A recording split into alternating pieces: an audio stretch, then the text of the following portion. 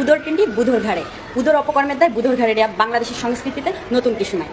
বর্তমান সময়ে আমাদের উদোটাকে জানেন ইলিয়াস হোসেন, যে কিনা 21 টিভির একজন 13,000 টাকা দামের সাংবাদিক ছিলেন, এখন দেশদ্রোহী মামলায় দেশ পলাতক হয়ে আছেন। এই ইলিয়াস হোসেন জামাতি অর্থায়নে এশিয়ান ইউনিভার্সিটিতে পড়াশোনা করেছেন এবং 21 চক অনুষ্ঠানের উপস্থাপনা এবং সঞ্চালনা করতেন। যখন 21 টিভিতে সিও হিসেবে নিয়োগ পেলেন আব্দুল সালাম, তখন হচ্ছে এই ইলিয়াস হোসেনের কপাল খুলে গেল। সে তখন কি করলো, 21 চক অনুষ্ঠানকে নিজের দখলে নেওয়ার জন্য আব্দুল সালামের বেডরুমে নিজের স্ত্রীকে পাঠালেন। মাত্র 19 দিনের বিবাহিত স্ত্রীকে পাঠাতেও তিনি দ্বিধাবোধ করেন নাই। লজ্জায়, ঘৃণায়, অপমানে তার স্ত্রী স্লিপিং পিল খেয়ে আত্মহত্যা করার চেষ্টা করে এবং এই ইলিয়াস হোসেনের সহকর্মীরাই তার স্ত্রীকে উদ্ধার করে তারপর হাসপাতালে নিয়ে এই যাত্রায় তিনি রক্ষা পেয়ে যান।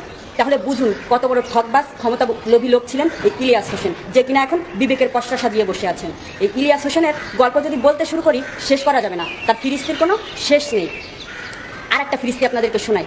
সে চাঁদাবাজি করার জন্য ক্রাইম রিপোর্টার হিসেবে সে চাঁদাবাজি করতেও ভুল করে নাই, চাঁদাবাজি পর্যন্ত করেছে। চাঁদাবাজিটা কীভাবে করেছে? এক প্রবাসী স্ত্রীর সেক্সুয়াল ভিডিও 21 টিভিতে প্রচার করে। স্বামীর কাছ থেকে টাকা খেয়ে স্ত্রীর পার্সোনাল ভিডিও প্রকাশ করেন এই 21 টিভিতে ইলিয়াস হোসেন। তাহলে আপনারাই বলুন, কারো পার্সোনাল ভিডিও টিভি চ্যানেলে প্রকাশ করা কতটা যুক্তিসঙ্গত? টিভি চ্যানেলগুলো কি পর্ন সাইট, পর্ন ইন্ডাস্ট্রিজ? যখন এই ভিকটিম মহিলা আব্দুল সালাম এবং ইলিয়াস হোসেনের নামে পর্নোগ্রাফি আইনে মামলা করলো এবং এই দুইজনেই জেলে যান, তখন জেল থেকে জামিনে বের হয়ে নতুন নাটক সাজালেন। কি নাটক সাজালেন? আমি নির্যাতিত সাংবাদিক। নির্যাতিত সাংবাদিক সেজে তখন তিনি এই দেশ থেকেই পালালেন। দেশ থেকে পালিয়ে যে আমেরিকাতে অবস্থান করছেন এবং এনটি আওয়ামী লীগের লোকজনের কাছে সে তখন ফেরেস্তা সাজেন। নিজের অপকর্মকে ঢেকে এনটি আওয়ামী লীগারদের কাছে ফেরেস্তা বনে যান। এখন তিনি ইউটিউব চ্যানেল চাঙ্গা করেছেন। ইউটিউব ব্যবসা চাঙ্গা করার জন্য যেখানে আওয়ামী লীগের বিরুদ্ধে কথা হয়, ঠিক সেখানে যে তিনি একটা বিবেকের পশ্চা সাজিয়ে সেন্টিমেন্টকে কাজে লাগিয়ে এনটি আওয়ামী লীগারদের সেন্টিমেন্টকে কাজে লাগিয়ে দাঁড়িয়ে পড়েন এবং নিজের ইউটিউব ব্যবসা চাঙ্গা হয়ে ওঠে। ঠিক তখনই এই হচ্ছে তার ব্যবসা। ইলিয়াস হোসেনের সমস্যাটা কি? উনি কিন্তু একবার আমার সঙ্গে একবার আলোচনা করতেছিলেন যে উনি এখন আর সাংবাদিকতা করেন না।